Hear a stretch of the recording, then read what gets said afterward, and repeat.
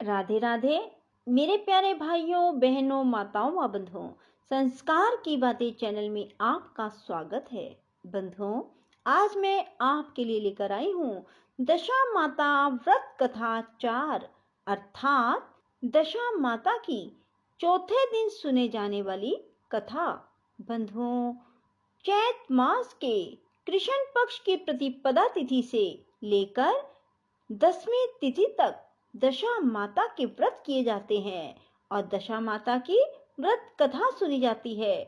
बंधुओं, जो मनुष्य दशा माता के व्रत नहीं कर पाते, वे दशा माता की इस कथा को भी सुन लेते हैं तो उन पर किसी प्रकार की कोई बुरी दशा नहीं आती। बंधुओं, यदि आपने संस्कार की बातें चैनल को अब तक सब्सक्राइब नहीं किया तो जरूर करें और बेल आइकन दबाना ना भूलें ताकि आपको हमारी आने वाली सभी वीडियोस की जानकारी सबसे पहले हो सके। बंधुओं, वीडियो को पूरी सुने। सुनने के बाद कमेंट बॉक्स में जय दशा माता की जरूर लिखें। बोलो दशा माता की जय हो। एक साहूकार था। उसके परिवार में 5 पुत्र, उसकी बहुएं उसकी बहुएं तथा एक पुत्री थी। पुत्री का विवाह हो चुका था परंतु उसका गुना नहीं हुआ था। इस कारण वह भी अपने माता पिता के घर में रह रही थी। एक दिन साहूकार की पत्नी दशा माता का डोरा ले रही थी। उसकी बहुओं ने भी डोरे लिए। बहुओं ने अपनी सास से पूछा कि क्या ननद के लिए डोरा लेना है। सास ने कहा हाँ। इस पर बहुओं ने कहा कि उनकी तो विदाई होने वाली है, यदि व्रत से पहले ही विदा हो गई तब क्या होगा। सास ने उत्तर दिया, मैं व्रत का सारा सामान साथ में रख दूंगी, वह अपने ससुराल में पूजा कर लेगी। ऐसा ही हुआ। उसके ससुराल से लेने उसका पति आ गया। माँ ने बेटी को विधि पूर्वक विदा किया और उसकी पालकी में पूजा का सब सामान रखवा दिया।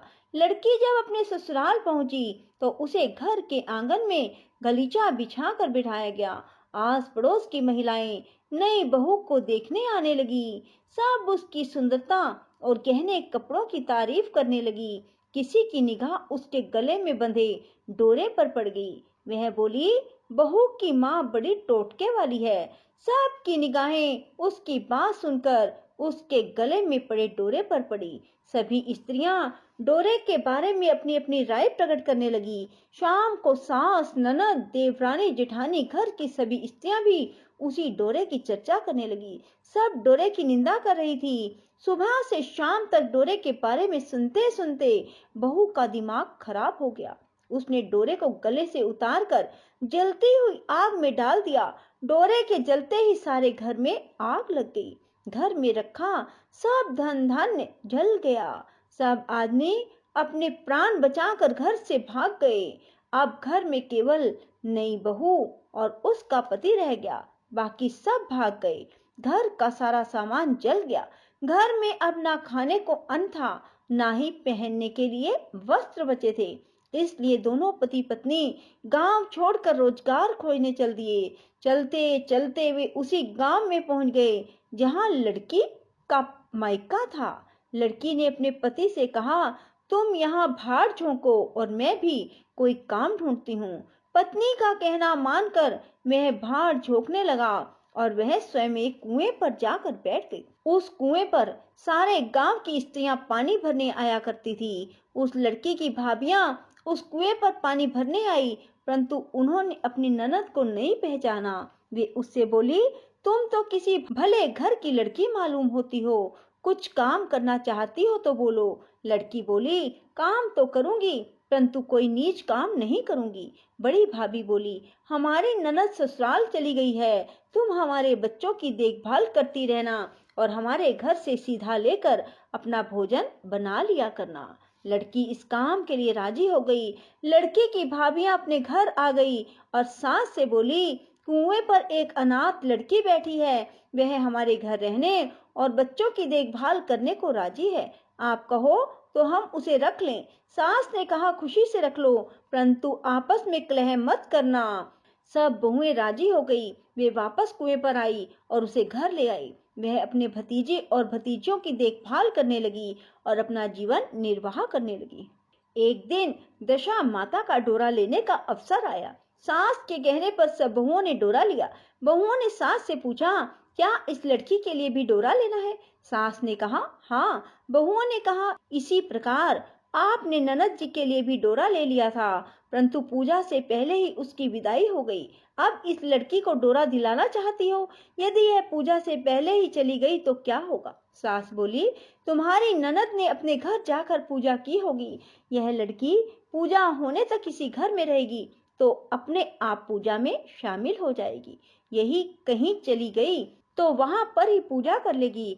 सर्वसम्मति से लड़की ने भी दशा माता का डोरा ले लिया। 9 दिन तक वे दशा माता की कहानी तथा व्रत पूजन में शामिल होती रही।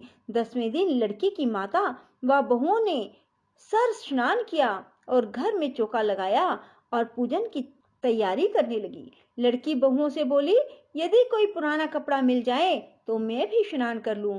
बहुओं ने अपनी सास से पूछकर अपनी ननद की साड़ी उस लड़की को दे दी। अपनी पुरानी साड़ी लेकर वह स्नान करने लगी। उसने सर से स्नान करके साड़ी पहनी और घर आ गई। घर पर पूजा आरंभ हो गई। वह जैसे ही पूजा के पास आकर बैठी, बहुओं ने कहा, यह तो हमारी ननद जैसी लग रही है। इस पर सास ने नाराज होकर कहा, तुम्हारे मन में जो आता है बोलती रहती हो। पूजा के समय भी चुपचाप नहीं बैठा जाता है।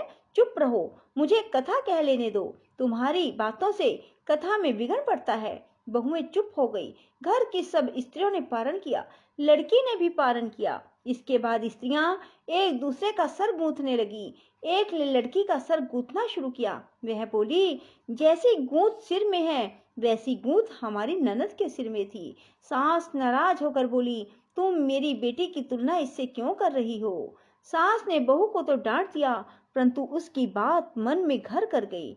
उसने लड़की से कहा, आज रात मेरे पास सोना। रात को जब बहुएं सो गई तो उसने लड़की से पूछा, तुम्हारे पीहर में कोई था?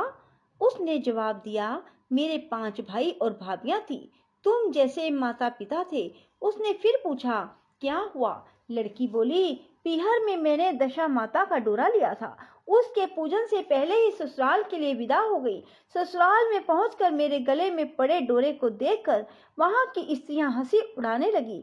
तब मैंने उस डोरे को आग में डाल दिया। उस डोरे के साथ सारा घर जलकर भस्म हो गया।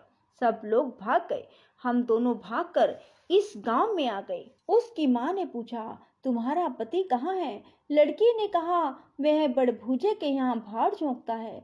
दशा माता के प्रकोप से हमारी ये हालत हो गई। वह समझ गए कि यह लड़की कोई और नहीं उसकी बेटी है। तब उसने अपने 5 बेटों को बुलाकर कहा, यह तुम्हारी छोटी बहन ही है। सवेरा होते ही माता के कहने पर 5 भाई भड़भूजे के यहाँ से अपने बहनोई को लेकर आए। उन्होंने उसको स्नान कराया, उत्तम वस्त्र पहनने को दिए।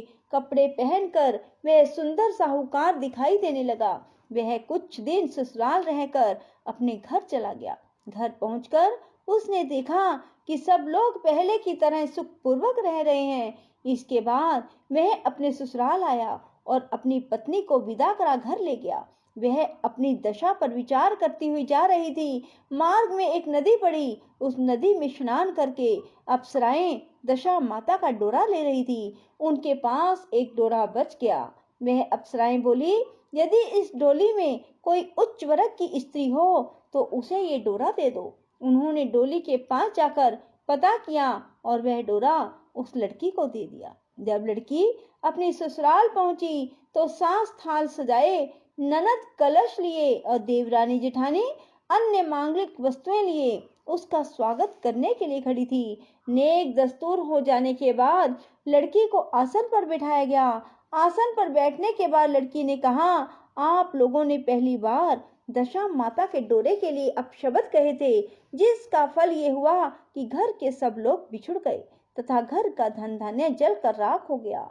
बड़ी मुसीबतें उठाने के बाद अब अच्छे दिन आए हैं।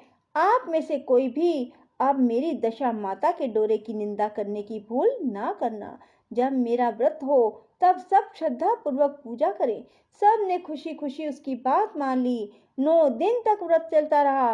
10वें दिन विधि पूर्वक डोरे की पूजा की गई। सास सुहागनों को न्योता दिया गया, उनका श्रृंगार करके आंचल भरा गया। इस प्रकार दशा माता का पूजन समाप्त हुआ। जिस प्रकार दशा माता ने उस लड़की के दिन फेरे, वैसे ही वे सब पर दया करें। बोलो दशा माता की जय हो। राधे राधे, जय श्री कृष्णा। बंधुओं, यदि आपको हमारी वीडियो पसंद आए तो इसे लाइक करें और शेयर भी जरूर करें। धन्यवाद।